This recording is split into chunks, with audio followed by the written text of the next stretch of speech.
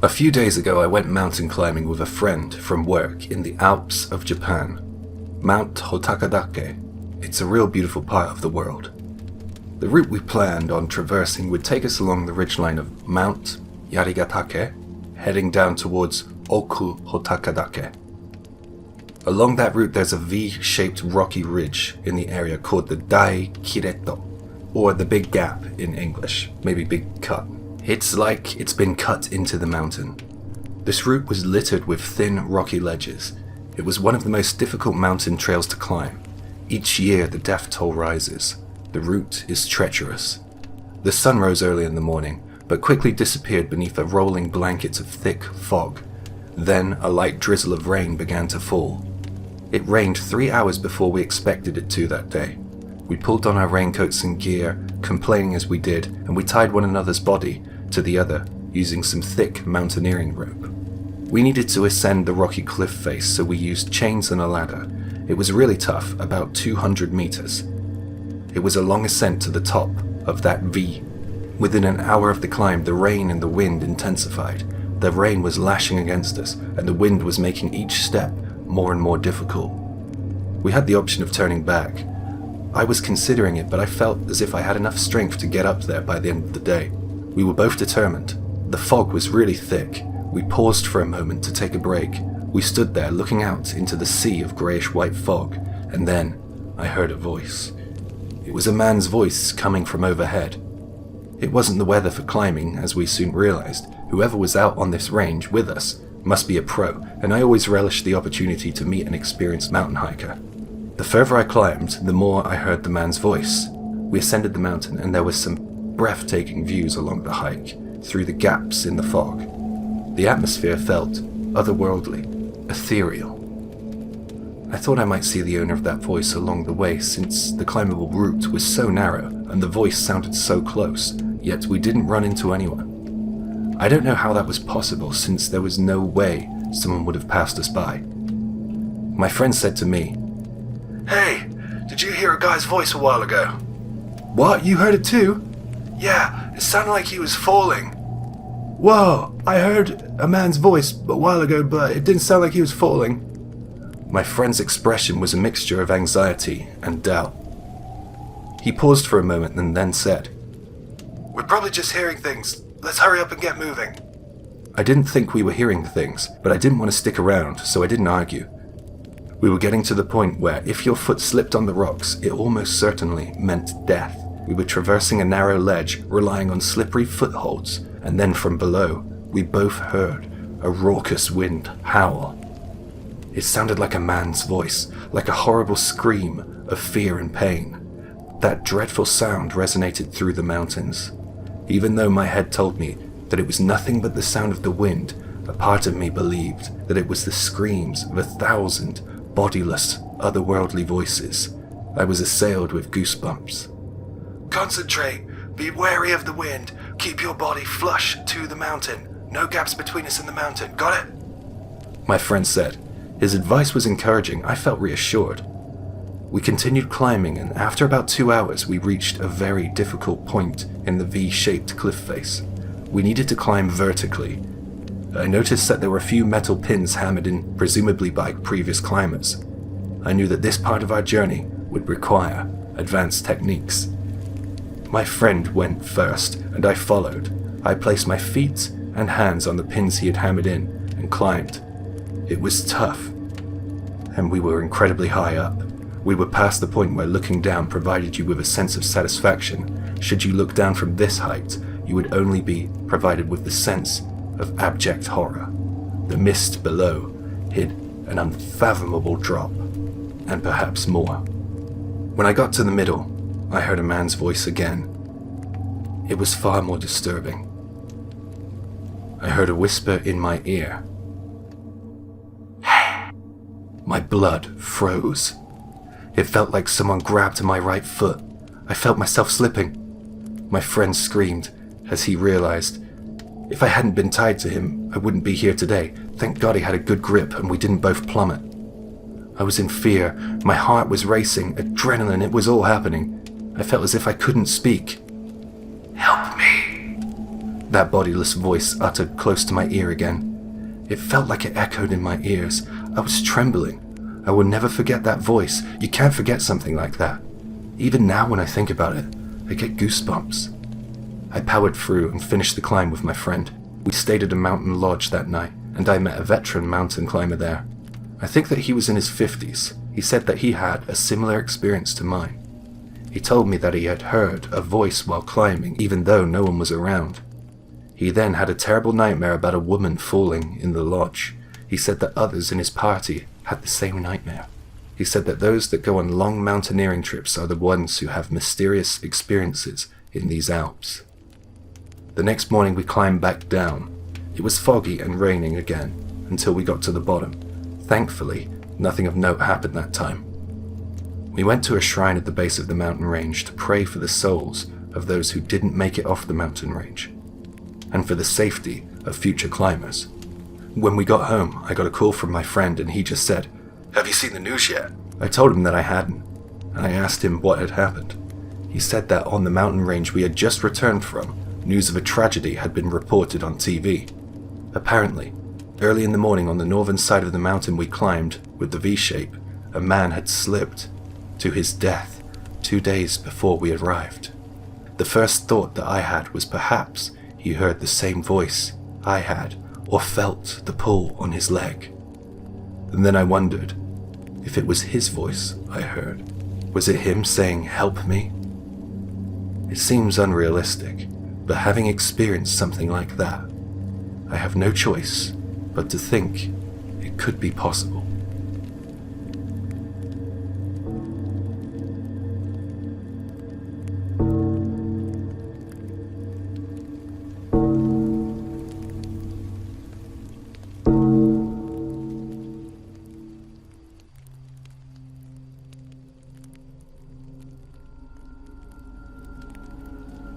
I grew up in the countryside, and when I say the countryside, I really mean the middle of nowhere. Honestly, there was literally nothing around. We had to drive through the woods and the mountains just to go shopping. On the day this experience occurred, it was already dark. It was fall and winter was fast approaching. My younger sister and I were in the car, and our mom was driving. We were heading to the drugstore and then the stationery store. We did this often. I was really into origami and crafting. In the stationery store, they had this beautiful origami paper. It was really cheap, so my plan was to spend all of my pocket money on that. The drugstore was next to the supermarket, and my mom wanted to go in there. We parked in the parking lot. Mom and I got out, and I had to go to the drugstore with her, but when she said that she wanted to go to the supermarket next, I couldn't stand it anymore. I ran off to the stationery store by myself. I got to the automatic doors, and they didn't open. And then I noticed that there was a sign. It said that the store was temporarily closed. I was so annoyed. Knowing me at that age, I would have stomped my foot inside. I had little other choice but to go find Mom and my sister. I pleaded with my mom to take me to another stationery store. But my mom didn't say a word. She just started the car and pulled away really quickly. This was unlike her. I sat back in my seat and I tried to think about what I said that could have annoyed her. It was hard to concentrate on rational thought because my mom was driving faster and faster. I was scared and nervous. My sister was as silent as my mother. It was really strange.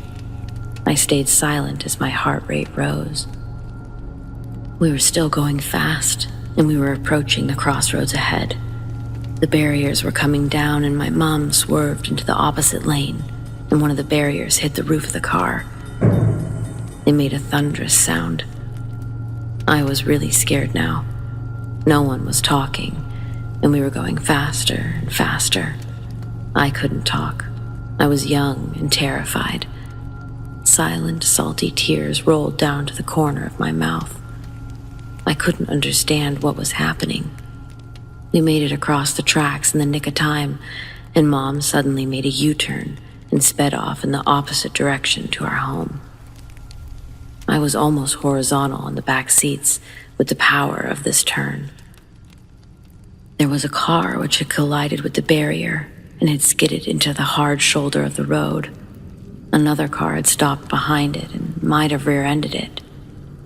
In those split seconds, I think on some level, I could understand the reason my mom was driving like Jason Statham, but I wouldn't find out the truth until later. I looked at her in admiration and saw that her face was a shade close to blue.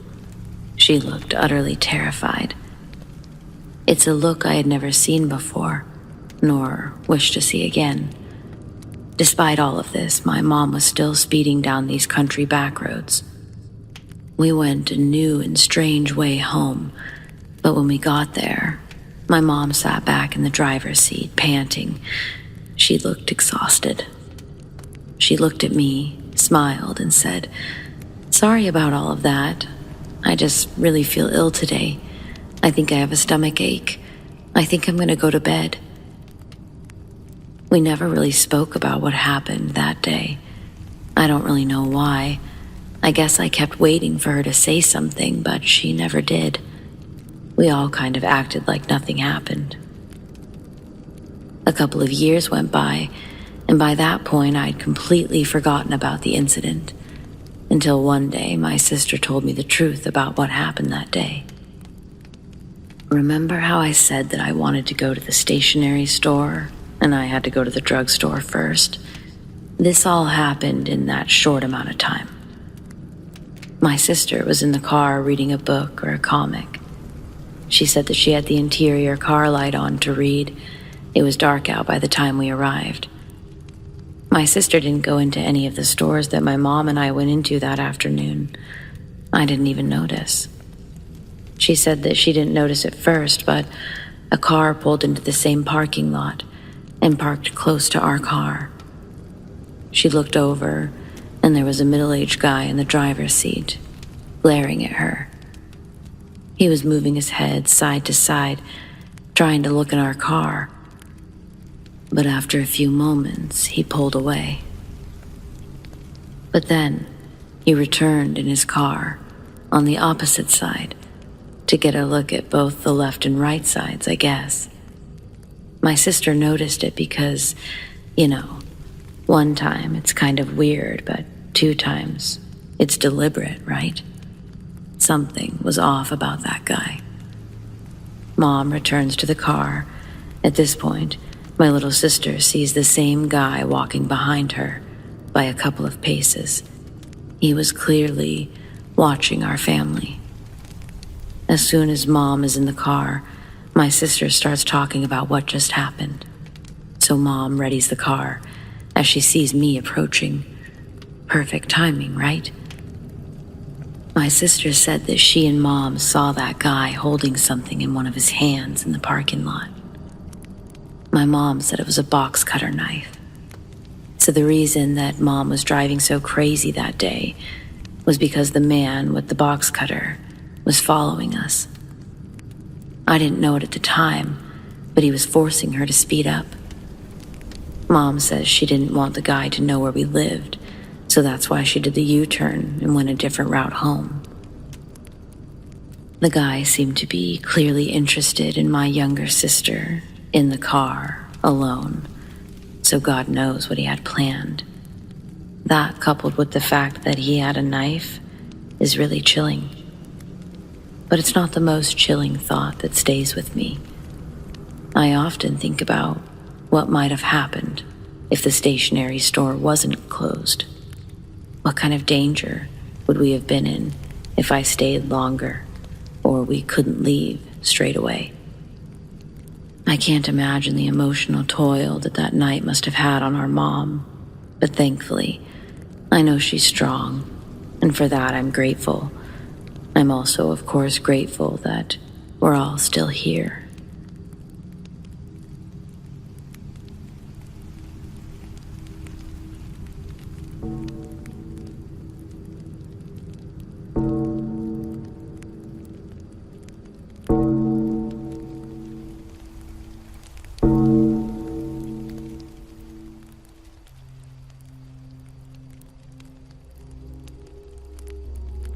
There was this abandoned factory in my hometown. It used to be a milk factory. One of my friends went in there once and told me that there was a ton of adult magazines in there, and it was really popular in my friend circle. It was like the abandoned factory was ours, you know? This all happened when I was at high school, by the way. After school one afternoon, I went with 2 friends to see the abandoned factory. Well, to be honest, I guess that we were less interested in the factory and more interested in getting our hands on those magazines. When we arrived, we found a treasure trove of materials to choose from, enough to put calluses on our hands. There were videos as well as magazines. It was awesome.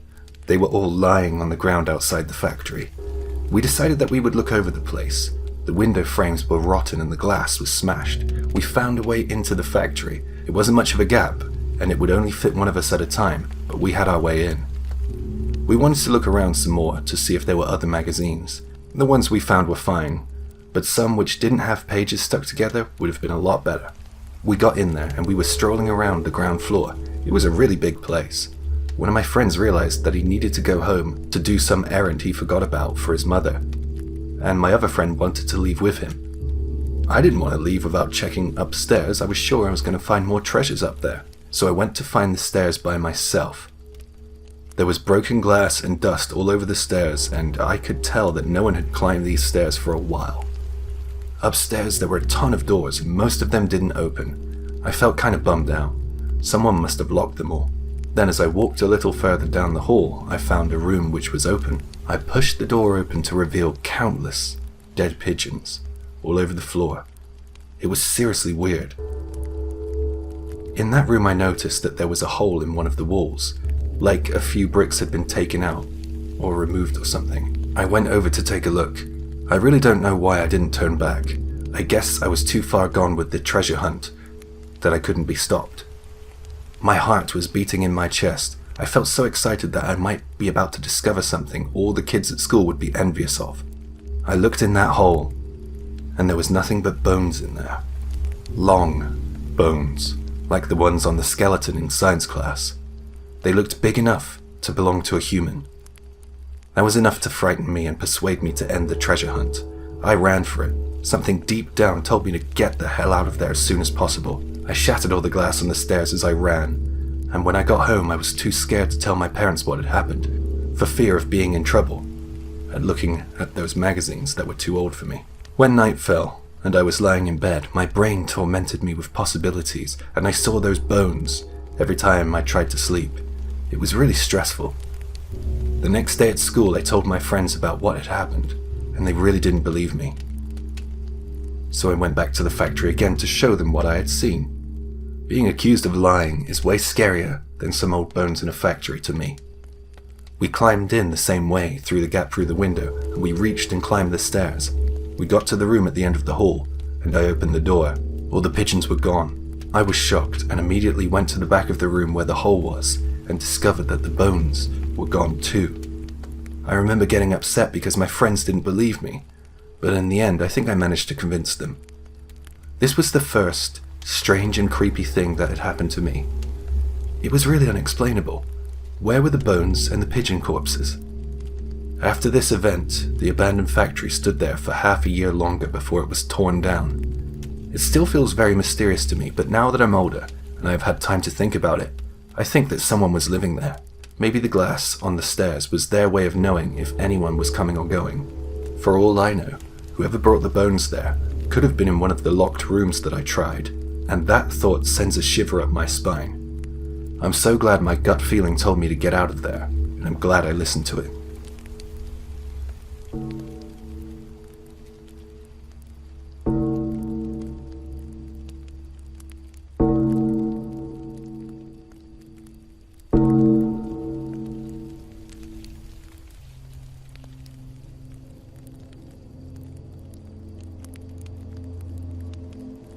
This happened a long time ago, when I was in college. I was renting this one-bedroom dump of an apartment. It was tiny. The area wasn't too bad, though. It was in a really quiet residential place. Despite it being small, I didn't have much else to complain about. Well, that was until the activity happened. Weird things began to happen. For example, I woke up one morning to find a meter-long black hair in my mouth. There was an empty apartment next to mine, and I would occasionally hear a baby crying in there in the dead of night. I regularly suffered from sleep paralysis and horrible nightmares. I lived in room 101, and I couldn't believe that I was the only person living in the block. It was quiet, real quiet. Occasionally, someone would move in, but before long, they'd move out. I mean, there could have been other residents for all I know. I just remember that the apartments were pretty much empty all year round. On the upside, it meant that there were always places to park, and I could play my guitar as loud as I wanted without getting any noise complaints. I noticed that there were 4 apartments, but only 3 doors. I don't know why it was like that. I tried to figure it out. The apartments are shaped like a capital L, so my apartment, 101, up to 103, the doors are side by side. But there was a wall where apartment 104 should have been. The reason why I thought that there should have been an apartment there was because there were 2 floors, and the layout of the apartments were the same. And there was an apartment 204 above where apartment 104 should have been. It was as if the doorway to apartment 104 had been covered by a wall. I tried looking in from the back. All of the apartments in this building had balconies. There were lots of artificial plants in 104's balcony, so you couldn't see anything inside from the outside. It drove me mad. I really wanted to know what was in there. I thought about it a lot. I arrived at the conclusion that all the creepiness going on must be related to the walled-up apartment. I couldn't get in there, or even get a look in there, so I just kind of lost interest. I ended up living in that building for 4 years. Not by choice, I might add. College is expensive. But I finally finished college, and I began my job search.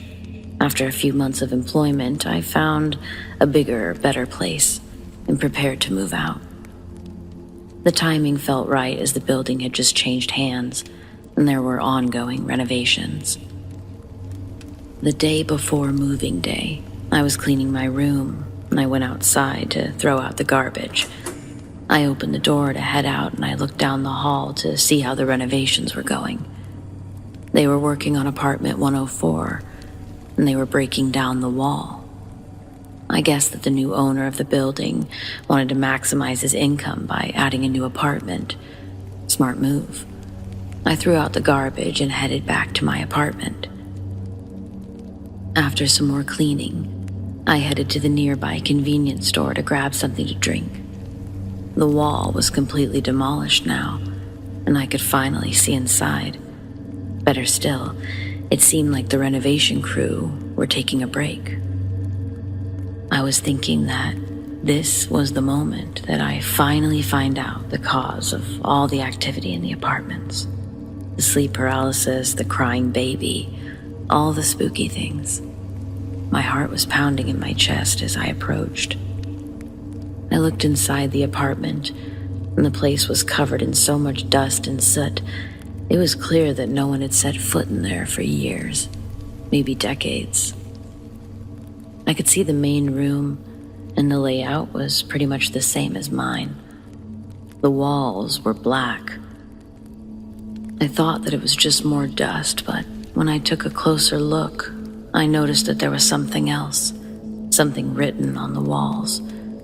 The letters were very small, but they were there. I think that the original color of the wall in that apartment would be white because my walls were white, and the letters were white. Some letters were black, though. They were almost imperceptible to the human eye. I really got a bad vibe from that place, yet I couldn't look away. It was like I was staring at something more than just letters on a wall, like there was something else in there.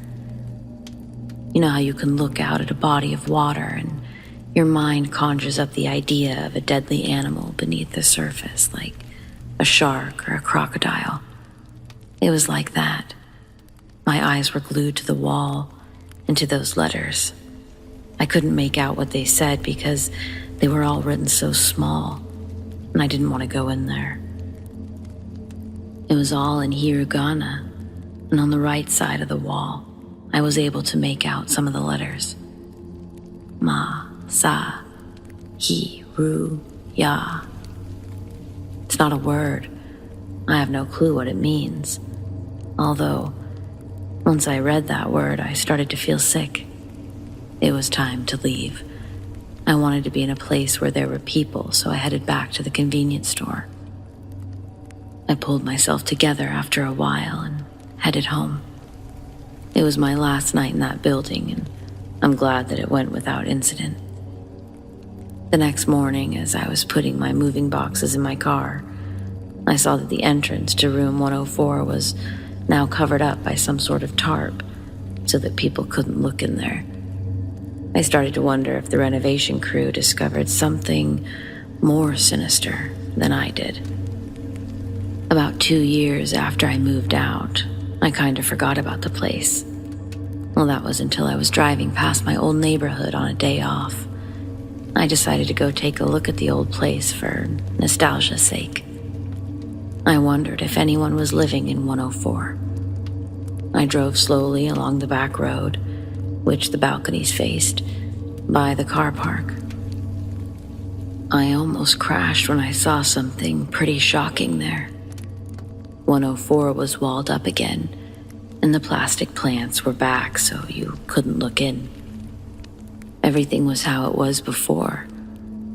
I couldn't believe my eyes. It was like looking into the past. I looked at my old place and someone was living there. Laundry was hanging out on the balcony. All the other rooms were vacant. I mean, there weren't even curtains in the windows. I have so many unanswered questions. What happens in that apartment block? What was the meaning of those words? Because whatever the renovation and the owner uncovered in room 104, it made them put everything back the way it was. What did they see in there? Does the person living in my old place have the same sleep paralysis issues? And do they hear the same strange noises I did? One thing I do know is I won't be going back there. I feel so creeped out by that building.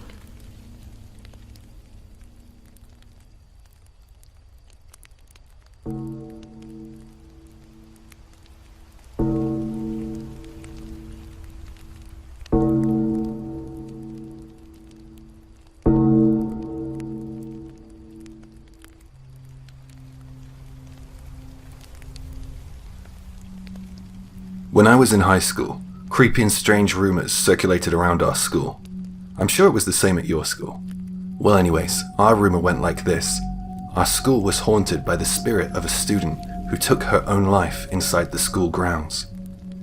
Everyone dismissed this as nothing but a fabrication, a lie, a rumor. We just thought that some overactive mind had conjured up something from a manga or anime they liked and projected it. Our town was so docile and peaceful, so no one believed that anything like that could ever happen at our school. I was under the impression that most of us students didn't even give the rumor the time of day. But one day, someone mentioned it, and I decided to listen in. There wasn't much news and gossip out in the countryside anyway. I enjoyed escaping the boredom. The conversation I heard went like this. I've heard that if you go into the girls' bathroom on the west wing of the second floor, you will sense her presence, and perhaps you'll even see her. Well, I saw the ghost behind the gym. I heard that it's the spirit of a girl from the Showa period. The Showa period spans from December 25th, 1926 and January 17th, 1989. It wasn't long before the rumors about the ghost had arrived at the stage where encounters, self-claimed concrete evidence, and physical descriptions were being discussed. I don't know about anyone else, but I started to make up little details to add to stories I heard when I passed them on. Mine was stupid though. I said that if you sprinkled a certain popular drink around yourself, then it would save you from being possessed by her. I didn't expect people to believe that they were victims of her possession, but we were all doing this little sprinkling ritual to make sure we weren't going to be one of her victims. It was silly but entertaining. Then someone in our class said that something grabbed her hair and pulled it while she was using the bathroom in the west wing of the second floor. She was crying as she told us. I thought this was all part of the act, so I asked her outright, "Are you sure that you didn't just catch your hair on something and felt like it got pulled? I mean, you do have long hair." I thought that my classmates around would be of the same mind, but there was nothing but a hushed silence which seemed to indicate to me their belief in her story. There were no smiles, some whispered and mumbled and then left. After that day, the number of victims of paranormal activity increased. There was a boy at school I wasn't friendly with who also didn't believe in the ghostly attacks. He called it stupid, and I was pleased that there was at least one person on the same page as me. But one day, he seemed to have gotten himself an injury. He stopped calling the paranormal activity stupid after that. I was alone in my belief that it was all make-believe. Students would show different bruises and marks. It seemed like each of the phantom attacks differed from student to student. Or could they just be the everyday injuries kids our age managed to accrue? I didn't get an injury, but one of my friends did. I just couldn't believe that this was happening. A few months or so passed and the rumors hadn't died down. No one had found anything new to talk about, I guess. A girl I was close friends with back in elementary school approached me. We grew apart because we were no longer in the same class at junior high school. She spoke to me and told me about how the spirit of the girl that haunted the school had attacked her, and she showed me her injury. I stood there thinking, oh God, not you as well. But when she got through telling me about what had happened, what I can only assume was a made-up story, she was on the verge of tears. I couldn't get my head around what was happening. She then said while blubbering, "I just read a story about a haunted school in a book. I just wanted to make my own story up. I didn't mean to create all this trouble." "Ah, so it was you who started it then?" She surprised me. But what surprised me more was the power of human imagination. I mean, all these students were convinced that they had been attacked by something otherworldly. Personally, I don't believe it. I think that it was nothing more than mass hysteria. I graduated before I had a chance to put the mystery to bed. Sorry it's not a scary story, per se, but who knows? Perhaps if you believe in something in a group with a collective consciousness focused on the same thing, maybe that gives something the power to manifest itself. Maybe we brought something forward by believing in it enough. The power of imagination is fascinating. I can't help but wonder if at least one student might have been telling the truth about a sighting or an injury. Hi guys, thank you so much for watching, commenting, liking and subscribing, and can I just say a massive thanks to the exceptionally talented Darkest Hour. That was great, right? She always puts great effort in. I really strongly suggest that you go over and check out her channel if you haven't already. I'm a big fan myself. So, as always, if you have a suggestion for an idea or something interesting to say, drop it below and I'll get back to you. I know I'm not the quickest at replying, but I'll try my best to be a little quicker these days. And I'll see you in the next video.